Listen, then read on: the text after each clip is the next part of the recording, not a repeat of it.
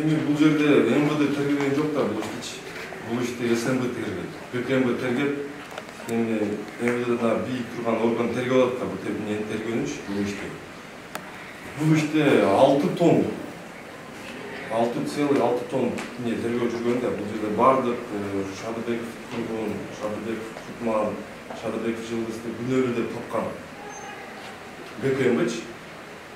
Анан бул жерде прокурор бүт танышкан бул дела менен, прокурор булардын үчөөнүн күнөөлүү деп тапкан. Соттун аягында прокурор 16 жыл Шадыбеков тургунга берген да. Бул дегенде күч органдардын несі да, силовой структурада иштеген адам үчүн буга мыйзам өзү 2 эсе бийик турат экен өзү. Ошого Шадыбеков Кутман деген ал аудио записи текшерилип, доказать этилген ал ошо уюштурган тууралуу. Бул адамга 14 жыл берген. Анан 14 жыл суранган деп айтсаңыз. Прокурор суранган 14 жыл. 14 жыл суранып, Шадыбеков Жылдызга 8 жыл суранган. Анан бул сот билбейм, бул эгер БКМБнын тергөөсүнө ушунчалык каршы чыгып, бул БКМБнын токтогон сотту мен таң калып атам да. Ошого мен президентке кайрылып атам, Садыр Жапаров Садыр Нуржоевич. Ушу соттун үстүнөн мыйзам чегинде бир чара колдонушунчу. Ушуга сотко бир баа бериш керек, юридикалык баа бериш керек да.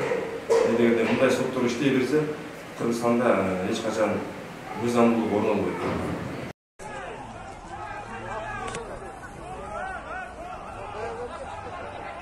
Биздин Шамалсай шаарчасынын Кум деген айылында ушу Шадыбеков тургундун, Шадыбеков Кутмандын бир тууган акесинин үйүндө чакырып ошол жерде сүйлөшкөн.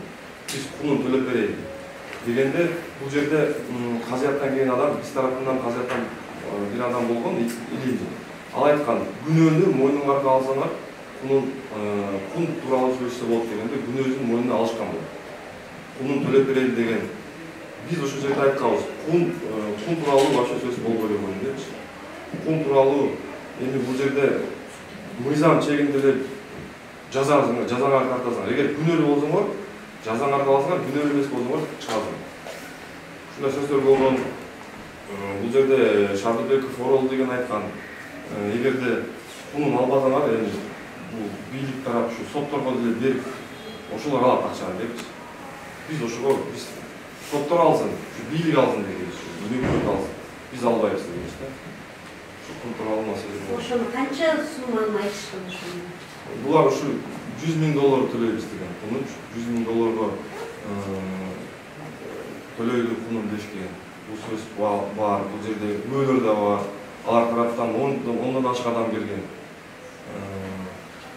Ушу биз бул бир тиын алган жокпуз алардан, албайбыз дагы. Ушу бул жерде Камчыбек Ташиевдин дагы аксыда болгон жер маселеси болгондо барганда, ал жерде сүйлөгөн сөзү бар. Бир туугандарына кайрылгыла, биз өкмөт эчтекен чече албайт депчи.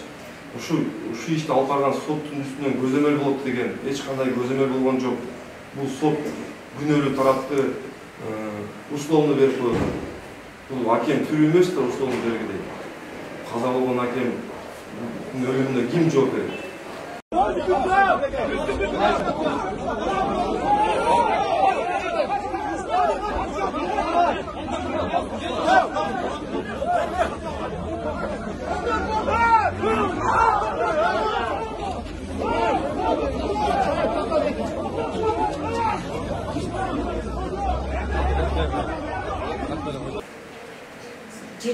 Апрелда балам каза болгондон кийин биз сотко берип, 6 ай соттоштук.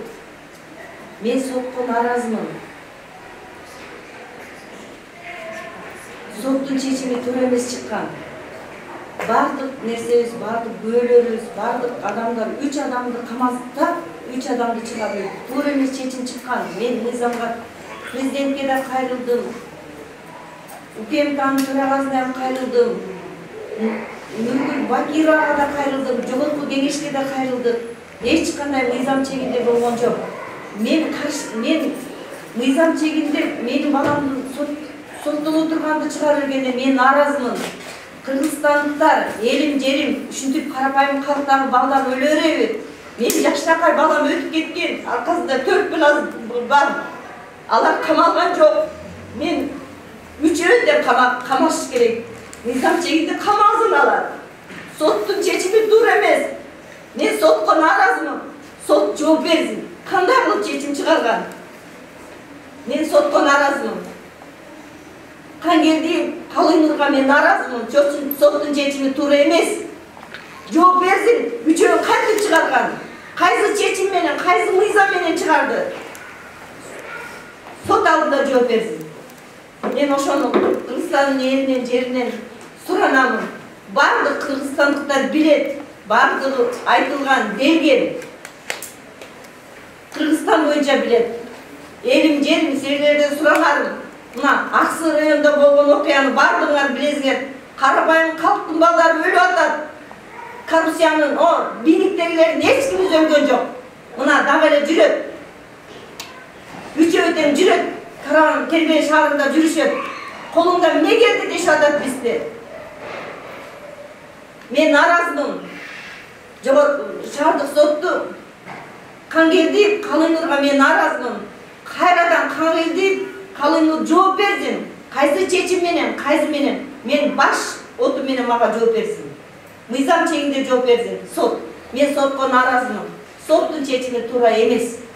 Ошол сот отурумуна кимиңиздер катыштыңыздар? Бардыгыбыз катышканбыз. Жауап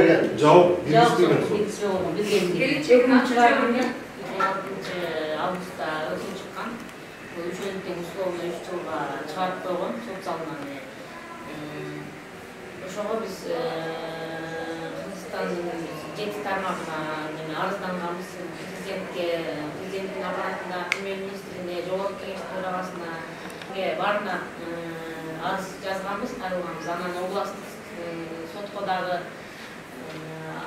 арыз менен кайрылганбыз. Эми бул сот бул жерде коррупция болгонун билбей эле турбайбы?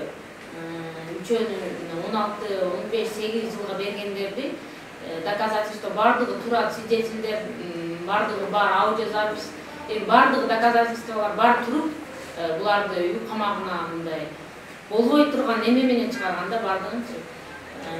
Мен суранып кетет элем ушул Ташиевден, Жапаровдон ушул мыйзам чегинде ушул соттун ишине баа беришиңерчи, мыйзам чегинде мыйзам чара көрүшүңөрчү.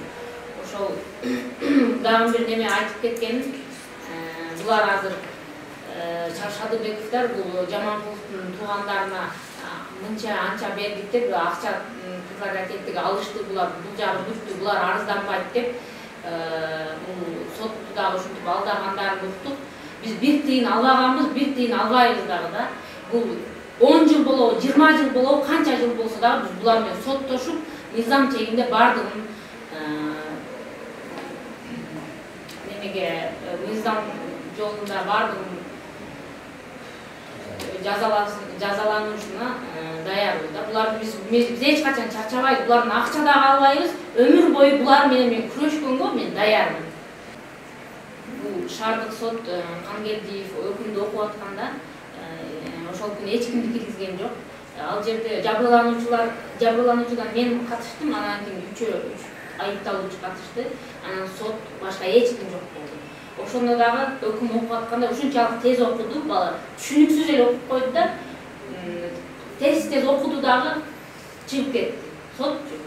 Анан мен түшүнбөй калдым. Ар бир сөзүнө деле мындай угуп түшүнбөйсүң да, түшүнбөй калдым мен. Анан бүткөндөн кийин эле жанындагы мен түшүнбөй калдым дедим. Биздин катчыдан сураңыз дедим. Катчысын дагы таппай калып уже бардыгы качты. Жок, эч ким таппайм сотто. Анан чыгып алып адвокатка чалдым. Адвокаттан сураңызчы, эмне болду, мен түшүнбөдүм десем, ал үчөөнүн тең условно чыгарып бериптир деди.